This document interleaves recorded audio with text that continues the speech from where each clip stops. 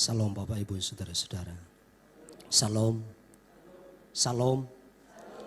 Mari kita tundukkan kepala sebentar, kita berdoa untuk firman Tuhan. Kami mengucap syukur buat semua yang baik, semua yang manis yang sudah Tuhan kerjakan atas kami. Tuhan, sebentar kami mau duduk diam. Kami mau seperti Maria yang tidak sibuk dengan hal yang lain kecuali fokus kepada Allah. Fokus kepada perkataan Tuhan. Kami mau menaruh hati kami, menaruh pendengaran kami, menaruh perhatian kami, menaruh fokus kami kepada Allah. Supaya Tuhan juga memberi attention dan penghormatan atas hidup kami. Kami tahu ada banyak hal yang menyibukkan pikiran kami dan hati kami.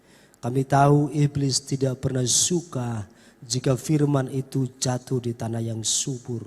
Di tanah yang akan menghasilkan buah berlipat kali ganda.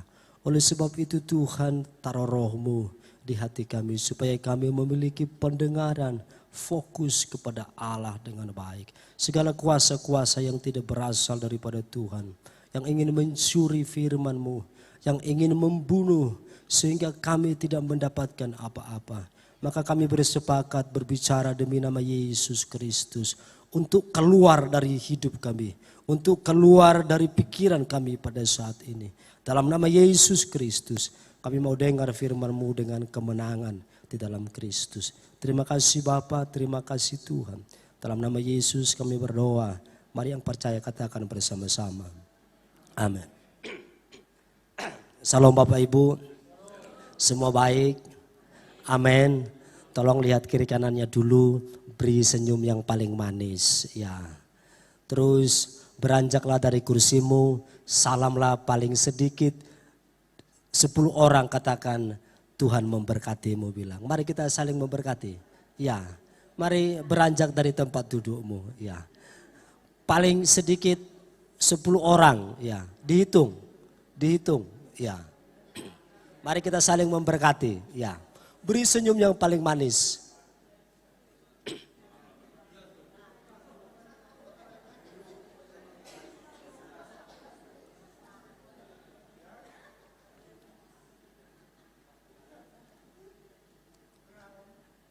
Semua baik, amin.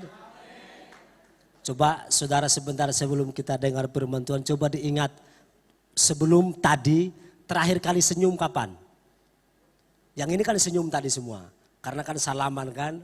Ya, terakhir kali senyum kapan?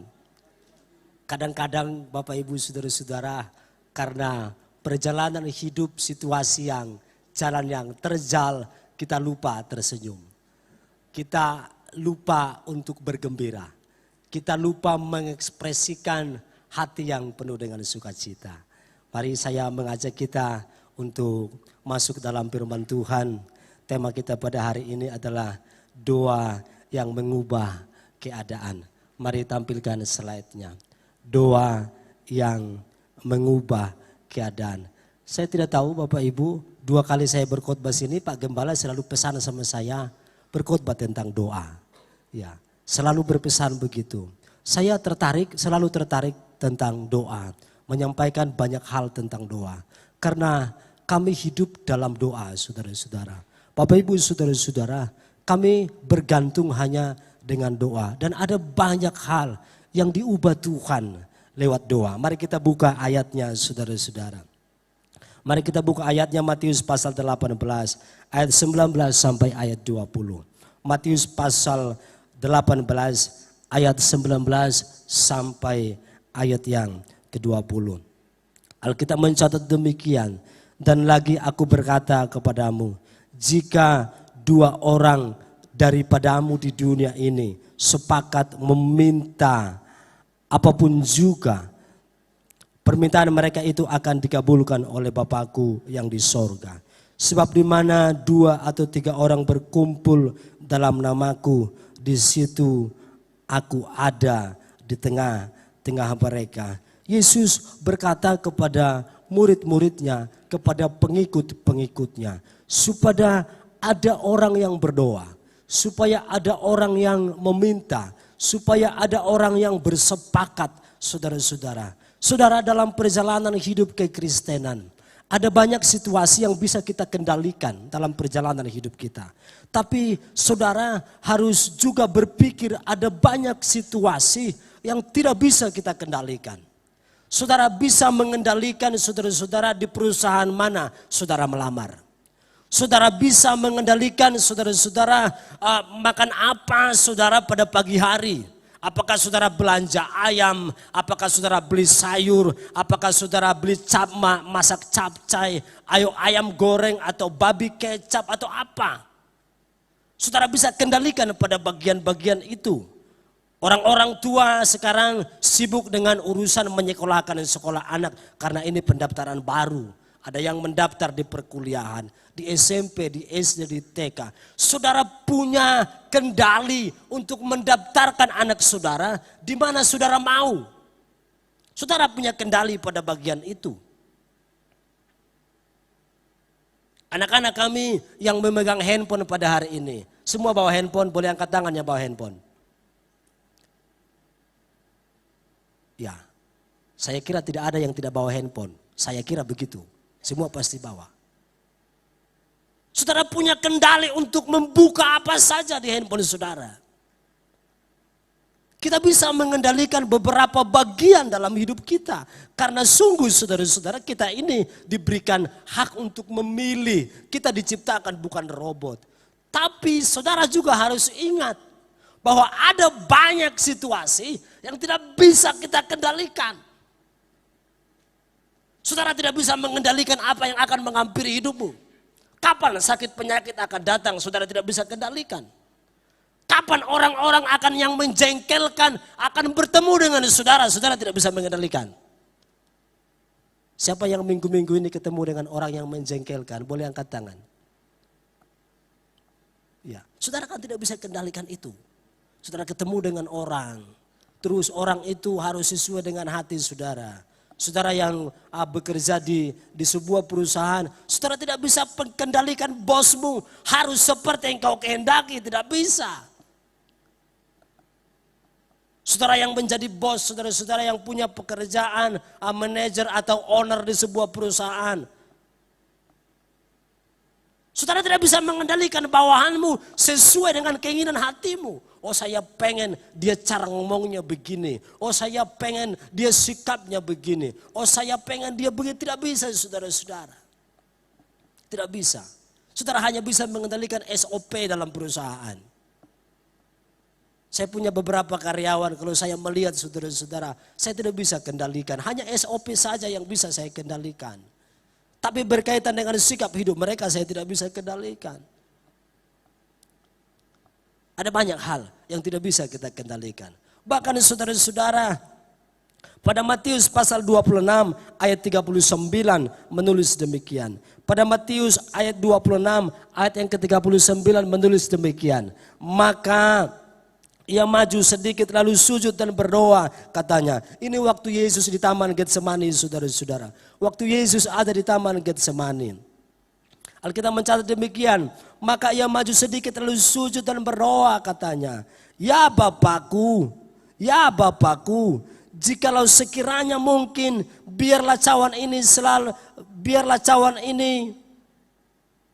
sepertinya di HP saya agak buruk ya. Saya coba baca, maka ia maju sedikit lalu sujud dan berdoa katanya. Ya Bapakku jika sekiranya mungkin biarlah cawan ini lalu daripada aku. Tetapi janganlah seperti engkau kehendaki melainkan seperti yang engkau kehendaki. Janganlah ya seperti yang ku kehendaki melainkan seperti engkau kehendaki. Tetapi janganlah seperti yang ku kehendaki melainkan seperti yang engkau kehendaki. Artinya saudara-saudara dalam kemanusiaan Yesus dia juga tidak bisa mengendalikan segala sesuatu. Amin. Dalam kemanusiaannya dia tidak bisa mengendalikan yang namanya Via Dolorosa, jalan salib. Dalam kemanusiaannya dia juga tidak bisa mengendalikan bahwa dia harus naik di Golgota. Dia tidak bisa kendalikan. Itu dalam kendali Allah. Itu dalam kendali Bapa. Itu dalam master plan-nya Tuhan. Maka dalam hidup kita saudara-saudara ada banyak yang tidak bisa kita kendalikan. Ada banyak hal yang menghampiri hidup kita. Tidak bisa kita kendalikan. Kita selalu berdoa supaya kita sehat, amin. Tapi apakah kita semua sehat? Selalu? Tidak, saudara-saudara.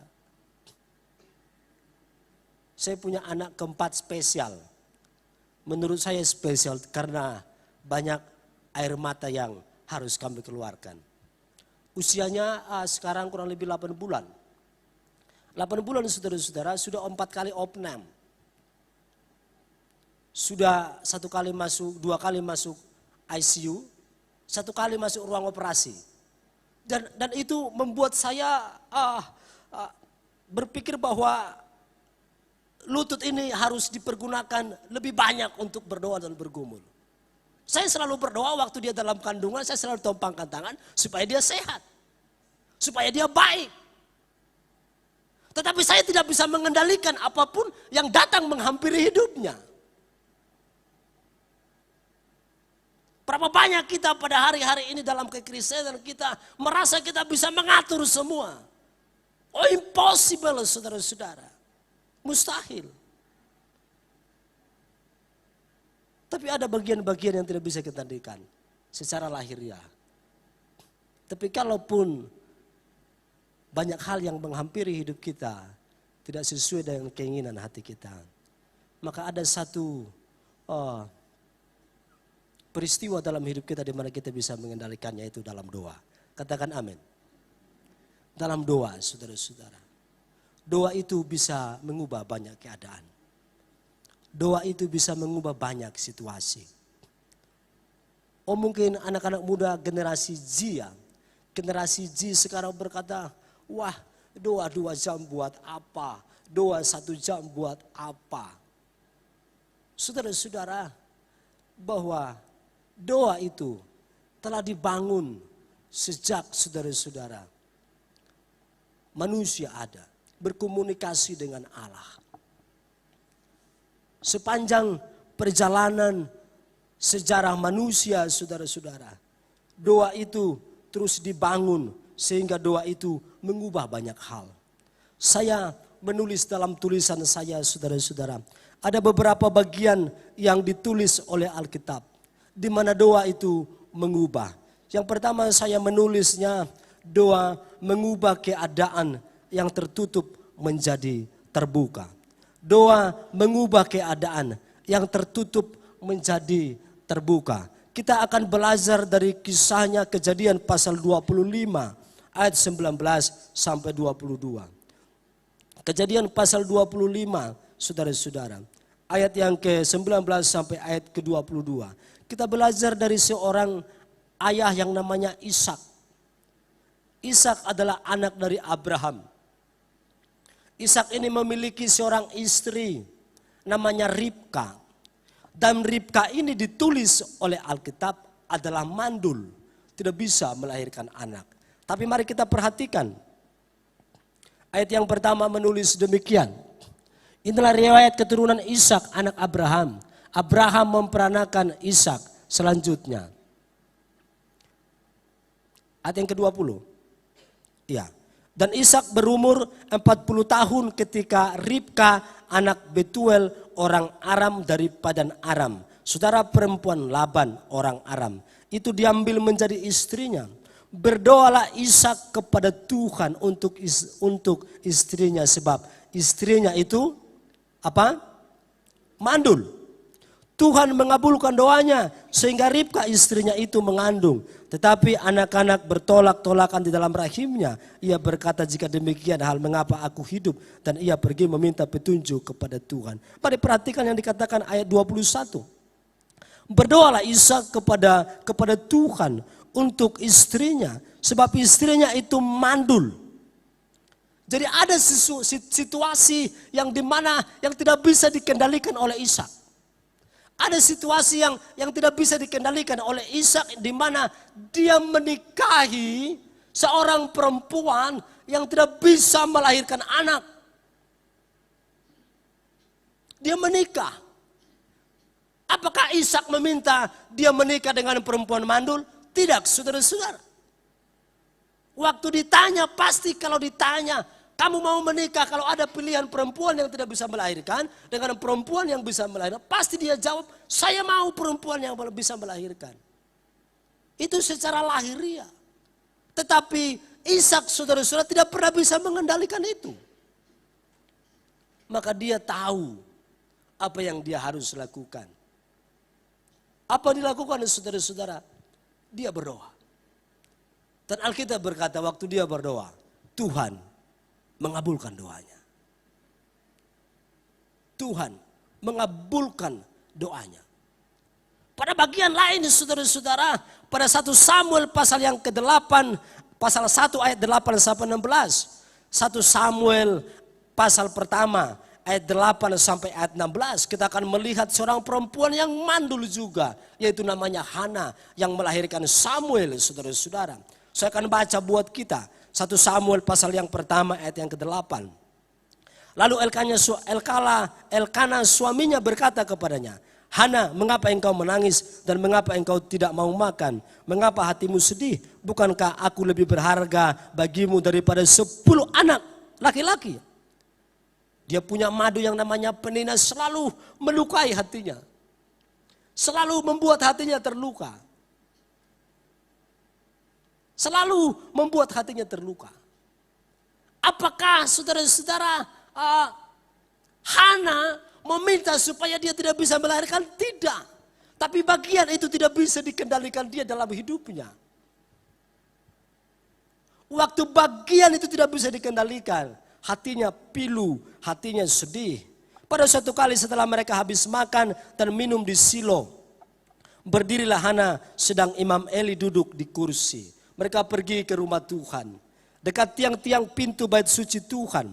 Dan dengan hati pedih, ia berdoa kepada Tuhan sambil menangis terseduh-seduh. Kemudian bernasarlah ia, katanya, Tuhan semesta alam, jika sungguh-sungguh engkau memperhatikan sengsara hambamu ini dan mengingat kepadaku dan tidak melupakan hambamu ini, tetapi memberikan kepada hambamu ini seorang anak laki-laki, maka aku akan memberi dia kepada Tuhan untuk seumur hidupnya dan pisau cukur tidak akan menyentuh kepalanya. Ketika perempuan itu terus berdoa di hadapan Tuhan, ketika perempuan itu terus berdoa di hadapan Allah. Mari perhatikan pada bagian itu saudara-saudara.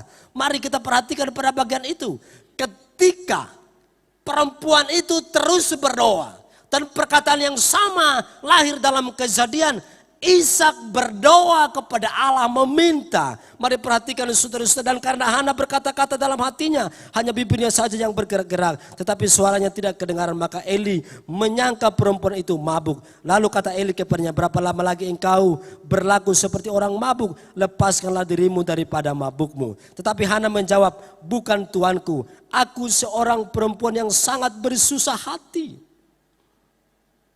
Ataupun anggur ataupun minuman yang memabukkan tidak aku minum, melainkan aku mencurahkan isi hatiku di hadapan Allah. Isi hatiku di hadapan Allah. Saudara-saudara, kalau saudara perhatikan, Abraham turun ke Ishak dan berkaitan dengan kemandulan, berulang kali dituliskan dalam Alkitab.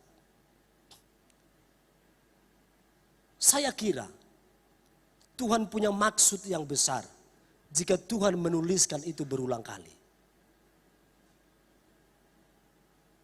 Saya kira Tuhan punya maksud yang sangat spesifik kepada perjalanan orang-orang percaya.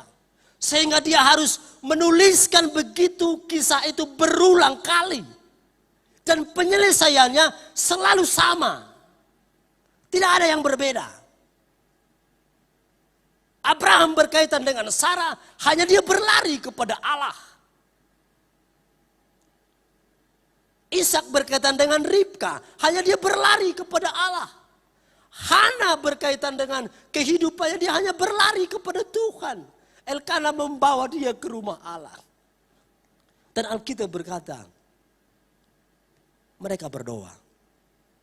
Saudara-saudara, kemandulan adalah ketidakmampuan untuk menghasilkan, untuk bertumbuh. Saudara-saudara, dalam terjemahan bahasa, dalam Kamus Besar Bahasa Indonesia, ditulis dengan pengertian vakum. Tidak bisa melakukan apa-apa.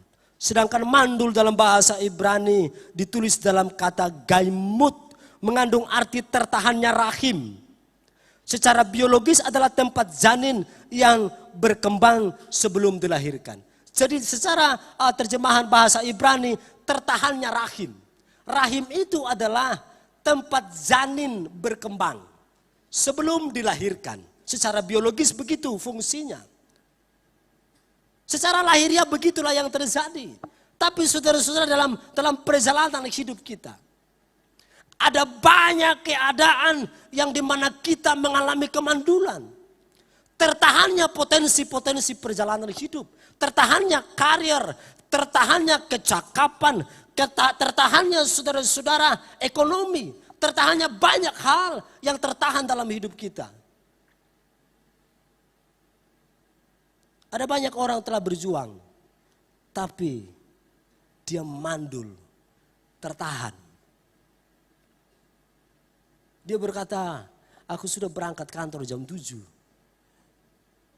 Aku telah melakukan pekerjaanku. Tapi jabatanku tidak naik-naik. Gajiku tidak naik-naik. Oh, saya mulai berbisnis. Saya sudah mencoba bagian A. Tapi gagal, Pak Pendeta. Saya punya kesaksian berkaitan dengan kemandulan.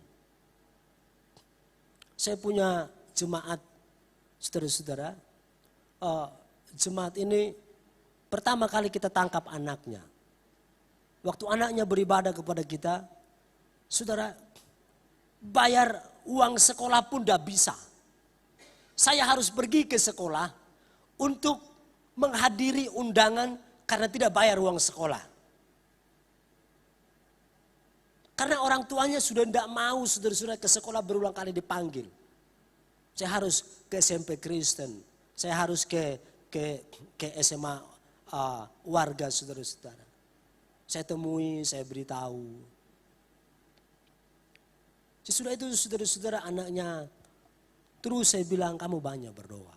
Berdoalah kepada Tuhan. Tidak lama saudara-saudara, ibunya datang ke gereja. Tapi selalu malam hari. Siang hari tidak mau. Selalu malam hari.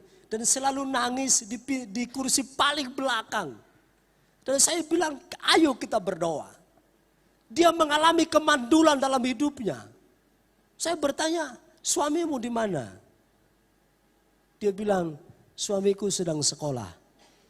Sekolah di mana? Sekolah di Geladak. Saudara tahu sekolah di Geladak ya? Ya. Sekolah di Geladak, saudara-saudara. Oh ya sudah. Selalu menangis. Saya bilang, lah terus hidupmu bagaimana? Ya tidak bisa hanya ditolong sama bayi saja. Kalau sekolah anakmu bagaimana? Ya jalan Pak, jalan kaki. Lah terus bagaimana? Ya saya minta didoakan. Sesudah kita berdoa saudara-saudara. Terus kita berdoa. Terus berdoa. Saudara, kemandulan itu bisa diputus oleh doa. Kita berdoa saudara-saudara. Kita berdoa. Terus kita berdoa. Suaminya pulang sekolah. Saya kira sudah lulus. Terus waktu pulang saudara-saudara. Saya temui tapi tidak berani ketemu dengan saya. Tapi pada kisahnya dia berani terus kita bertemu. Kita berbincang-bincang. Saya bilang, kalau mau hidupmu berubah, berdoalah kepada Allah. Datanglah ke gereja. Saudara, dia datang ke gereja. Dia mulai datang. Ya kita mulai perhatikan. Kita mulai doakan. Saya aktif di pergerakan yang namanya Pria Sejati. Pergerakan pemulihan rumah tangga pria di Solo, saudara-saudara dan sekitarnya. Saya aktif di sana, saya masukkan sekolah di sana. Sekolah bagaimana seorang pria harus hidup. Sekolah selesai. Terus saya bilang, terus berdoa. Dia setia saudara-saudara. Setia kepada Tuhan. Apa yang terjadi saudara-saudara, pelan-pelan Tuhan mengubah hidupnya. Saya lihat dia punya kemampuan di beberapa bidang. Saya bilang, ayo berbisnis saja. Nanti ditolong sama Pak Gembala. Saudara-saudara, terus kita bangun bisnis. Kita bangun bisnis bersama dengan jemaat. Terus dibangun saudara-saudara. terus dibangun, kemandulannya terus kita matikan, kita bunuh saudara-saudara. Virus-virus yang menghimpit ekonominya, yang menghimpit rumah tangganya, yang membuat damai sejahtera dalam keluarganya hilang, yang membuat istrinya terus menangis, yang membuat anak-anaknya terus menderita. Kita bunuh pelan-pelan. Dengan apa kita bunuh? Dengan doa, saudara-saudara. Kita berdoa, kita berdoa, kita berdoa. Terus kita berdoa. Setiap ada pekerjaan kita berdoa. Setiap ada pekerjaan kita berdoa. Kita terus dorong dia di dalam doa. Dan kemarin saudara-saudara, dia telah menikahkan anaknya yang menjadi juga seperti anak rohani saya. Saudara-saudara, pernikahannya mewah saudara-saudara. Saya sangat berbahagia. Undangannya saudara hampir 2.000 orang saudara-saudara. Dan dia bilang, Bapak Pendeta, semua amplop itu yang diterima di kotak, saya tidak akan ambil satu lembar pun. Itu semua buat anaknya.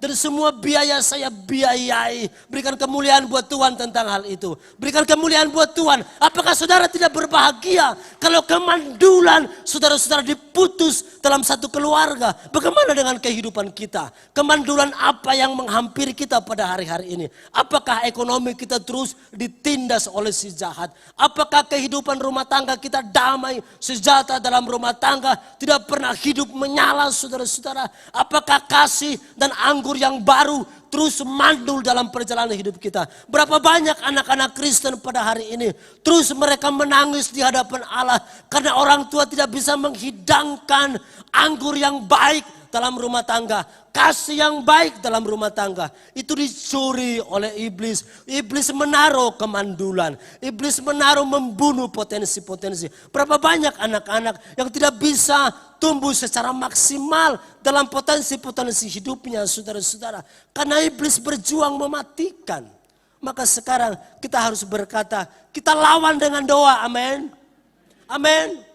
Bangun doamu dalam rumah tanggamu. Anak-anak pergi berlari ke gereja berdoa. Orang-orang tua pegang tangan anak-anakmu. Berdoa bersama-sama. Gak ada cara lain. Saudara tidak bisa mengendalikan bagian itu. Saudara tidak bisa mengendalikan. Allah bisa mengendalikan. Tapi berlututlah di hadapan Allah. Berlututlah. Pressure dalam perjalanan hidup tidak akan pernah berhenti. Para konglomerat di dunia berusaha mengendalikan dunia. Saudara tahu pada hari ini, kalau dulu saudara-saudara, krisis itu terjadi 100 tahun sekali. Secara dekade turun saudara-saudara menjadi 50 tahun. Turun lagi menjadi 25 tahun sekali krisis. Turun lagi menjadi 10 tahun. Sekarang saudara-saudara, dari periode 2023 sampai 2024. Sudah 11 kali terjadi krisis dalam dunia. Berarti semakin cepat. Dan itu tidak bisa kita kendalikan. Mari kita mengendalikannya dalam doa. Amin. Gen Z mari berjuang. Mari menjadi generasi yang berbeda dengan dunia. Bangun doamu. Bangun saudara-saudara. Jadi bunuh kemandulan itu dengan doa. Segala potensi-potensi yang tidak bisa bertumbuh. Bunuh dengan doa. Berlari kepada Tuhan. Tuhan akan mengubah banyak hal dalam hidup kita. Doa mengubah pintu yang tertutup menjadi terbuka. Dan itu ditulis oleh Alkitab berulang kali. Bapak-bapak yang telah berjuang sekarang secara ekonomi, berlutut kepada Allah. Saudara bisa berkeringat bekerja. Saudara bisa pergi pagi jam 7, pulang jam 4 sore atau jam 5. Bahkan saudara lembur. Tapi berlututlah kepada Allah. Supaya engkau mendapatkan kasih karunia. Supaya engkau mendapatkan lebih. Supaya engkau mendapatkan lebih. Sehingga anggur dan kasih. Tanggung jawab yang ditaruh di pundak seorang pria untuk menghidupi keluarga. Itu bisa berjalan dengan baik. Berlutut. Supaya Tuhan membuka hal-hal yang baru. Bagian yang kedua saudara-saudara. Dua, mengubah keadaan dalam kekalahan menjadi kemenangan. Mari kita belajar dari Gideon, saudara-saudara. Hakim-Hakim pasal yang ke-6 ayat 1 sampai 6. Hakim-Hakim pasal yang ke-6, saudara-saudara. Ayat 1 sampai ayat ke-6. Nanti sampai ayat ke-7 bagian yang paling terakhir. Tetapi orang Israel melakukan apa yang jahat di mata Tuhan. Sebab itu Tuhan menyerahkan mereka ke dalam tangan orang Midian. 7 tahun lamanya. Dan selama itu orang Midian berkuasa atas orang Israel. Karena takutnya kepada orang Midian itu, maka orang Israel membuat tempat-tempat perlindungan di pegunungan, yakni gua-gua, di kubu-kubu.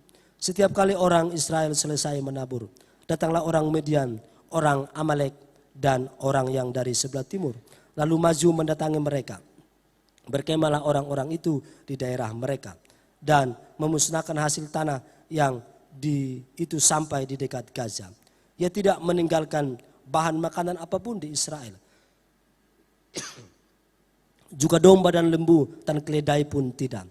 Sebab orang-orang itu datang maju dengan ternak dan kemahnya. Dan datang itu banyak-banyaknya seperti belalang. Orang-orangnya dan unta-unta tidak terhitung banyaknya. Sekaliannya datang ke negeri itu untuk memusnahkannya. Sehingga orang Israel menjadi sangat melarat oleh perbuatan orang Midian itu. Lalu berserulah orang Israel kepada Tuhan. Mari perhatikan saudara-saudara, ayat 6. Lalu berserulah orang Israel kepada Tuhan. Ketika orang Israel berseru kepada Tuhan karena orang Midian itu. Ya, sampai di situ saudara-saudara. Saudara-saudara yang dikasihi oleh Tuhan. Orang Midian membuat bangsa Israel menderita. Dan mereka dalam kekalahan yang besar. Saudara, tidak ada jalan lain selain mereka berdoa. Selain mereka berseru kepada Tuhan. Ayat yang ke-6 berkata, lalu berserulah orang Israel itu kepada Tuhan karena apa yang dilakukan oleh orang Midian, orang Amalek bagi hidup mereka. Sudah bisa bayangkan kekalahan yang besar yang dialami oleh bangsa Israel. Mereka menanam tapi tidak menghasilkan apa-apa. Mereka menanam tapi tidak bisa menghasilkan apa-apa. Sampai pada titik tertentu, maka mereka tidak bisa tidur di rumahnya. Mereka harus tidur di gua-gua. Membuat kemah-kemah di gua-gua. Karena rasa takut yang besar. Mereka hidup dalam kemelaratan. Itu kata Alkitab. Mereka melarat, saudara-saudara. Mereka tidak punya apa-apa. Mereka menanam tidak menghasilkan. Tiba waktunya menghasilkan, datang orang Amalek, dihabisi semua. Everything. Semua. Kambing, domba, makanan, semua dihabisi. Bisa bayangkan dah seberapa menderitanya. Waktu mereka sudah menanam, benihnya dikeluarkan. Maka waktu panen habis. Maka mereka akan keluarkan modal lagi untuk tanam benihnya lagi. Saudara nangkap bagian itu? Saya kira kalau pada zaman sekarang orang ini telah terjerat ojol pinjaman online, saudara-saudara.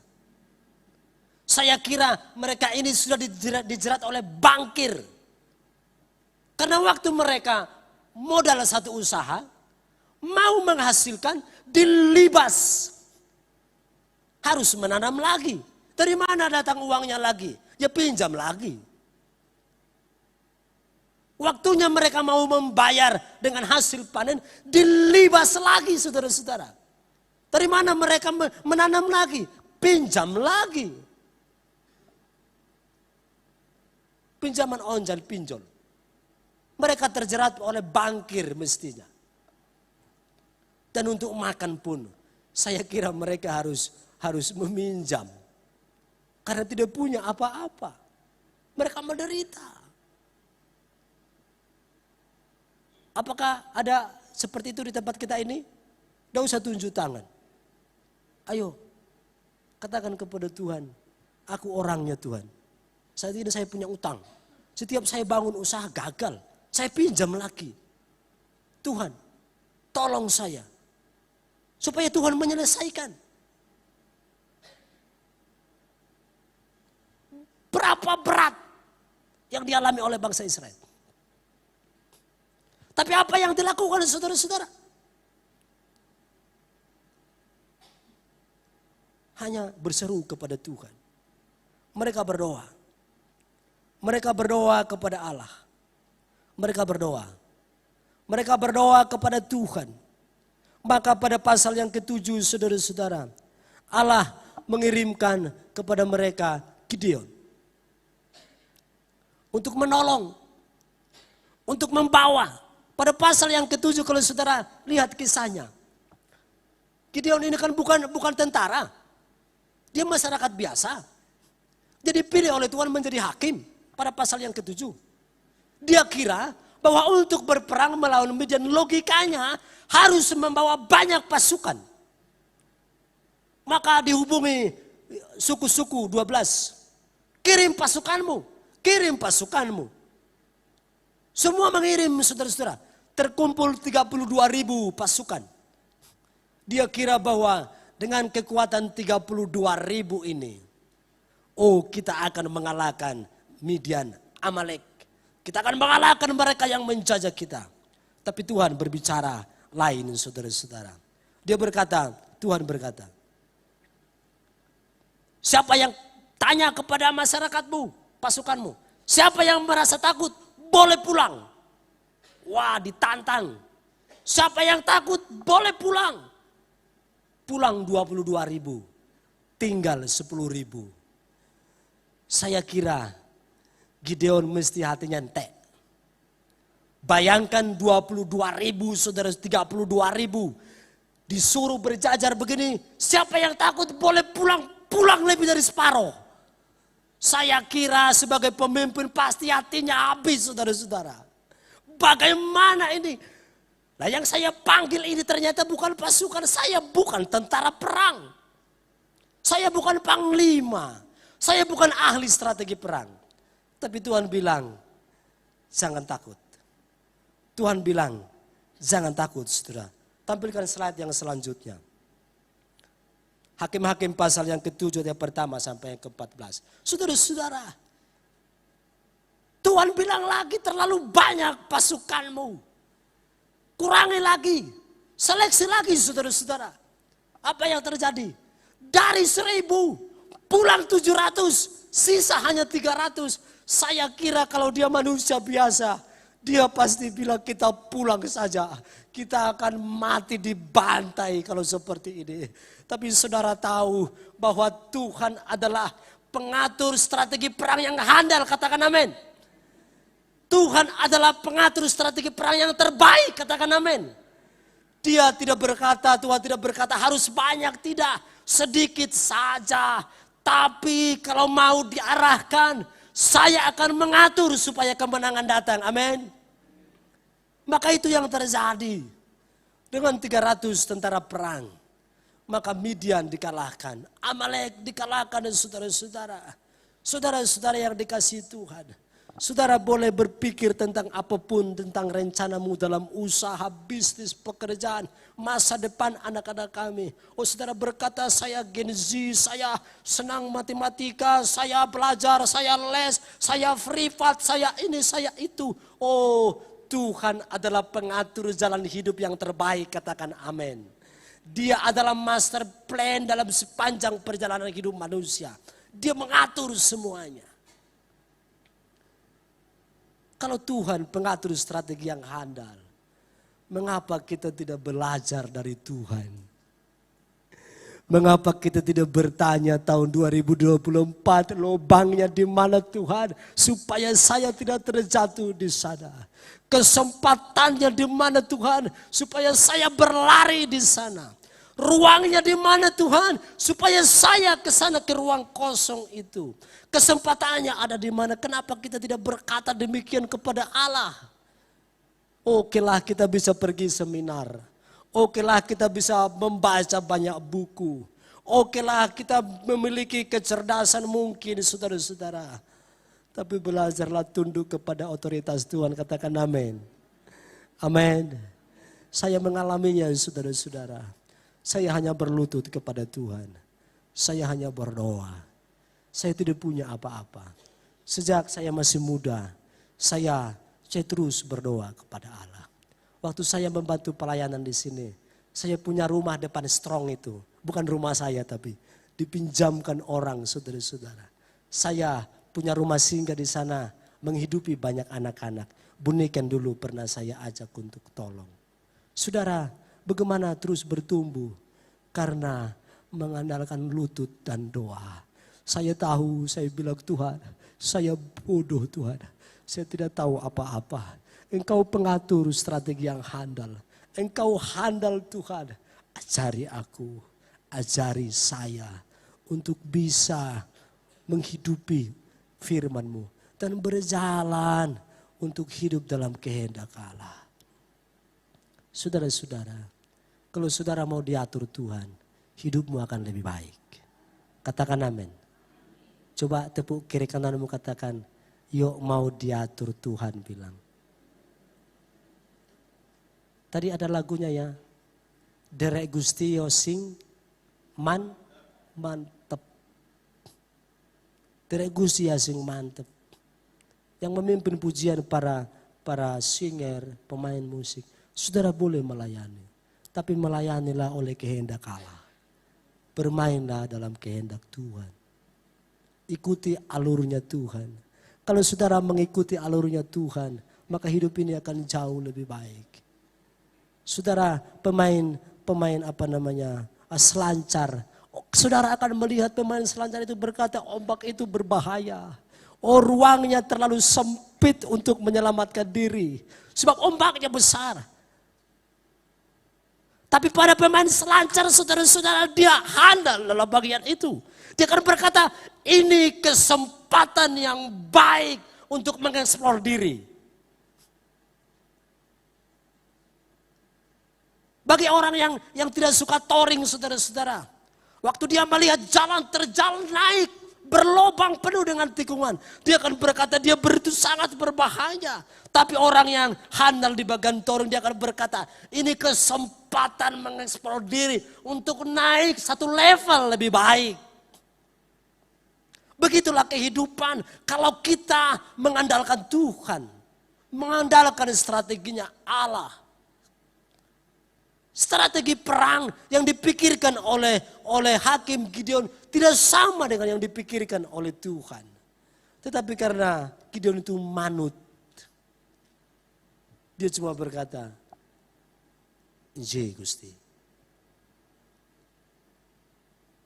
Dia berkata, "Tuhan, 22 orang pulang tinggal 10 orang." Tuhan bilang, "Tenang. Nje Gusti." Dia berkata lagi, oh Tuhan ini tinggal 1000, tapi 700 pulang tinggal 300. Bagaimana Tuhan? Tuhan berkata, tenang, saya atur semua. Inje Gusti. Coba sudah bayangkan kalau hakim ini menjadi hakim yang ngambean. Tahu ngambean ya? Itu seorang mungkin, terus pesimis. Terus ngambek terus mulai saudara-saudara. Maka bangsa Israel tidak akan pernah mengalami kemenangan. Kekalahan akan terus mengikuti langkah mereka. Saya berbicara dari mimbar yang kudus ini. Apapun yang kau alami pada hari ini, belajarlah dari Tuhan. Dia ahli dalam medan perang. Dimanapun medannya. Kalau saudara harus berperang di padang pasir, Tuhan ahli berperang di padang pasir. Kalau saudara harus berperang di tebing, maka Tuhan ahli berperang di tebing. Kalau saudara sedang berperang dalam pegunungan, maka Tuhan ahli berperang di gunung. Kalau saudara sedang berperang di laut, maka Tuhan ahli berperang di laut. Kalau saudara sedang berperang di rawa, maka Tuhan ahli berperang di rawa. Maka bergantunglah kepada pengendali itu, supaya hidupmu mengalami kemenangan di dalam Tuhan. Katakan amin untuk itu. Bagian yang paling terakhir, saudara-saudara. Doa mengubah keadaan masa depan generasi. Saya tertarik pada tulisan ini.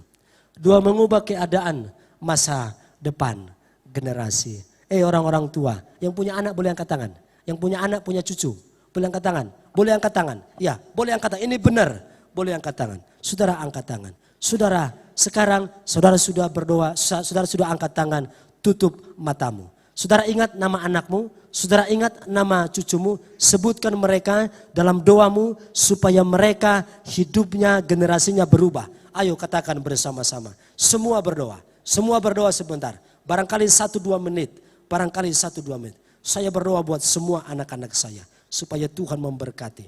Ada miracle di sana, ada Jose, ada Monang, ada Joel. Berkati mereka semua menjadi generasi-generasi yang diberkati oleh Tuhan.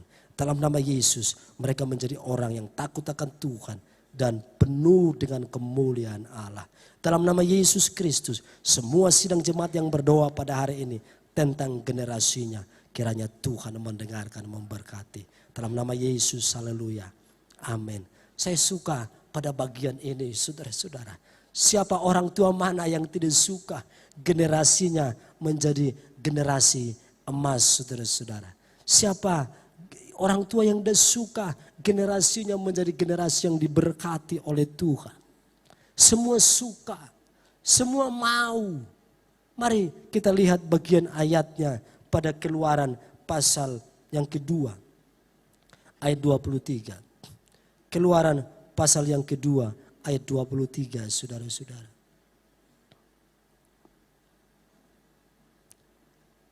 Sudah ketemu? Ya. Lama sesudah itu matilah Raja Mesir. Tetapi orang Israel masih mengeluh karena perbudakan. Dan mereka berseru sehingga teriak, mereka minta tolong. Karena perbudakan itu sampai kepada Allah. Karena perbudakan itu sampai kepada Allah. Allah mendengar mereka mengerang. Lalu mengingat kepada perjanjiannya dengan Abraham, Ishak dan Yakub. Maka Allah melihat orang Israel itu dan Allah memperhatikan mereka. Saudara-saudara, historical yang tidak bisa kita lupakan. Bahwa bangsa ini dalam perbudakan. Kalau orang tuanya jadi budak, maka anaknya juga harus ikut. Kalau orang tuanya mati, anak dari anaknya juga harus ikut. Begitulah turun-temurun. Perbudakan dialami bangsa Israel. Tapi apa yang mereka lakukan, saudara-saudara? Generasi itu bersepakat, berdoa, berseru kepada Allah. Generasi itu bersepakat, berdoa, berseru kepada Allah tentang perbudakan yang dialami oleh mereka dan keturunannya. Anak-anaknya, orang-orang tua berdoa, berseru kepada Allah. Alkitab mencatat sampai Allah mendengarkan. Mereka berseru kepada Tuhan. Mereka berdoa. Seorang budak tidak memiliki hak atas hidupnya sendiri. Mereka harus bekerja tapi bukan untuk hidupnya. Tapi untuk hidup sang raja. Hidup orang yang memperbudak dia. Begitu terus. Sampai nyawanya dia tidak punya hak atas nyawa dan darahnya. Atas hidup anak-anaknya dia tidak punya hak. Tidak bisa atur. Uangnya dia tidak bisa atur. Semua diatur oleh yang memperbudak. Jalan hidupnya dia tidak bisa atur. Masa depannya dia tidak bisa rancang. Tidak bisa punya master plan dalam hidup. Kalau sekarang dia bilang saya mau makan, dia taruh nasi di piring, dia sudah ambil nasinya, dia mau masukkan, yang memperbudak datang, hei kemari, angkat ini, dia harus meninggalkan makanannya, terus dia angkat. Yang memperbudak berkata sini makananmu, saya juga lapar, dia harus beri. Dia tidak punya hak berkata, oh tidak, oh nay, oh no, tidak punya hak, dia harus memberi. Yang memperbudak berkata saya butuh nyawamu. Oh dia harus beri. Berapa banyak kita sekarang mengalami hal yang demikian. Kita tidak bisa mengatur apapun dalam hidup kita. Sekarang lagi marak pinjaman online ya. Di pinjaman online itu, wah Indonesia menjadi negara nomor 1 korban. Sama judi online nomor 1 korban. Perputaran uang di sana kurang lebih 347 triliun. Bisa bayangkan enggak? Iblis memperbudak banyak orang. Apakah itu orang-orang yang tidak percaya? Yo banyak orang yang ke gereja setiap hari. Oh banyak yang berdiri di mimbar saudara-saudara.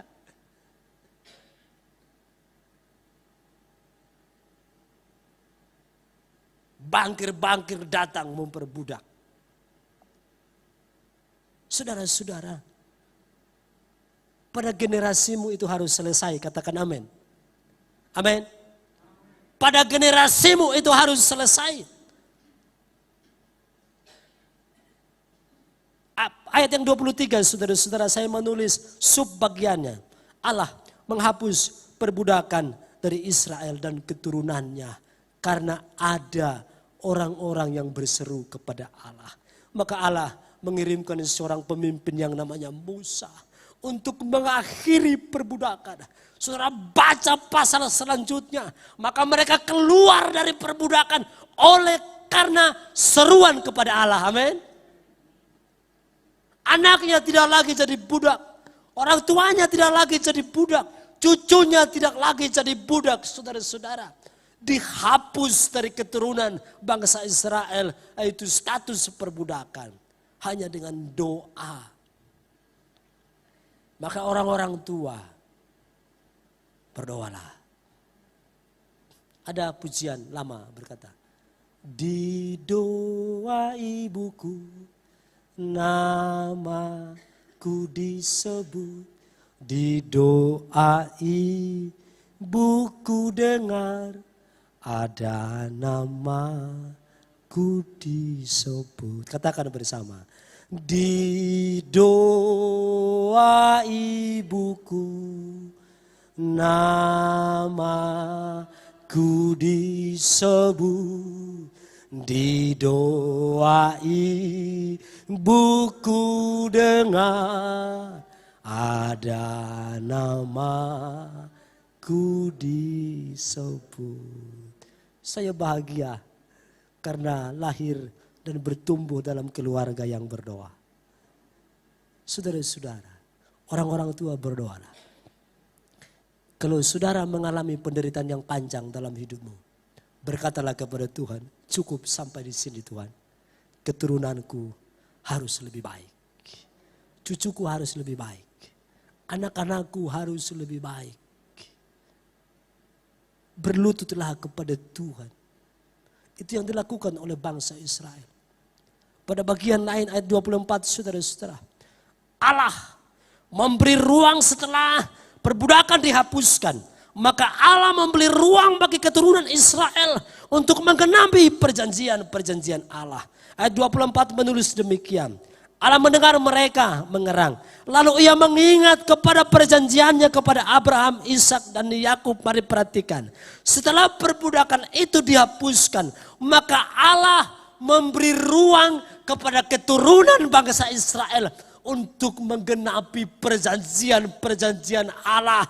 Itulah sebabnya saudara melihat pada zaman-zaman selanjutnya lahir pemimpin-pemimpin yang besar di tengah-tengah dunia saudara-saudara. Keturunan bangsa Israel.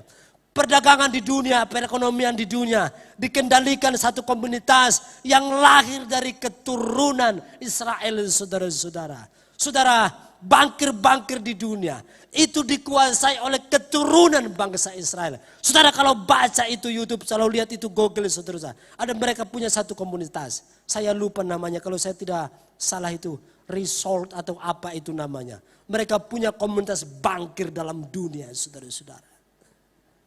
Saudara bisa bayangkan. Kenapa itu bisa terjadi? Karena pada Kejadian pasal yang kedua, Keluaran pasal yang kedua, ayat 23. Ada generasi yang mengangkat tangan ke sorga. dan memutuskan perbudakan dengan doa mereka. Dan Allah memberi ruang kepada generasi-generasi selanjutnya untuk sebagai penggenap perjanjian Allah. Amin. Saudara rindu generasi saudara begitu? Berlututlah kepada Tuhan. Berlututlah kepada Allah. Saudara mungkin berkata, Bapak Pendeta, saya rumahnya di gang kecil. Oh, hidup biasa-biasa saja. Anakku saja Bapak Pendeta, kalau bisa saya kasih tahu tempe setiap hari, saya sudah bersyukur. Itu sudah berkat. Saudara, berlututlah kepada Tuhan supaya Tuhan putuskan semua. Dan saudara, anak-anak saudara menjadi pemimpin-pemimpin besar. Katakan amin untuk itu. Siapa yang menduga saudara-saudara? Siapa yang menduga bangsa Israel akan bertumbuh sebaik itu? Siapa yang menduga keturunan bangsa Israel akan menguasai banyak hal? Saudara, bangsa Israel sekarang menjadi ketahanan perang nomor 1 di dunia. Teknologi tercanggih di dunia. Negara yang kecil. Negara yang kecil tapi memiliki kecerdasan di atas rata-rata. Diberi Tuhan hikmat.